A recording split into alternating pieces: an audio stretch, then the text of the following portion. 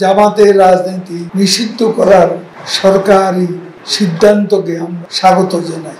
জামাত নিষিদ্ধের পরিপ্রেক্ষিতে মির্জা ফখরুল ইসলাম আলমগীরের বিবৃতি দেখলেই বোঝা যায় জামাতের সাথে তাদের সম্পর্কের বন্ধন কত নিবিড়। সেই সম্পর্কের দায় থেকে জামাত নিষিদ্ধের সিদ্ধান্তকে তিনি অগণতান্ত্রিক, অসাংবিধানিক। বিএনপির পক্ষে জামাতকে পরিত্যাগ করা যে অসম্ভব সেটা সবাই বুঝে। পর্যায়ক্রমে প্রধানমন্ত্রী শেখ হাসিনা তিনি সমাজের পেশাজীবী, সংস্কৃতিসেবী থেকে শুরু করে সমাজের ব্যবসায়ীদের সঙ্গে ইতিমধ্যে আলোচনা হয়েছে। শিক্ষক, আইনজীবী এরাও পেশার মধ্যেই পড়ে, পেশাজীবী। এদের সঙ্গে তিনি, সাংবাদিকরাও আছেন, এদের সঙ্গে তিনি মত বিনিময় শুরু করেছেন। পর্যায়ক্রমে সকলের সঙ্গে মত বিনিময় হবে।